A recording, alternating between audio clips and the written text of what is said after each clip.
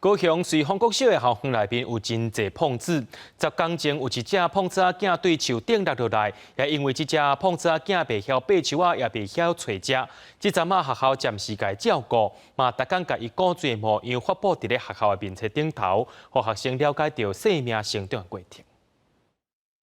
小声。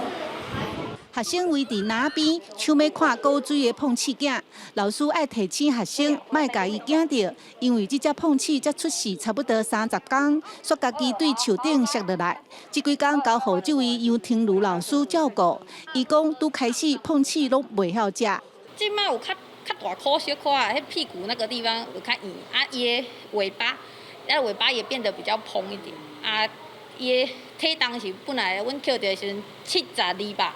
啊，前几天量已经81啦。快吃，对，好啦，吃一点也好。这只碰刺10天前对树顶摔落来时，老师拢找无伊的爸母，拄好杨老师捌照顾过动物，因甲碰刺号名叫水宝。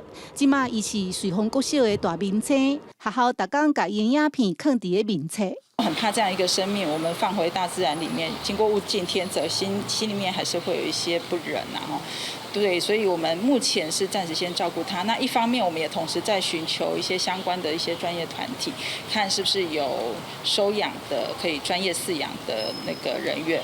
其实瑞丰国小内底碰刺真济，碰刺本底就是学校的吉祥物。这是头摆有才出世的碰刺落落来，希望透过照顾碰刺，让学生加一寡知识，甲对生命的关怀。记者陈嘉文、赖伟做高雄报道。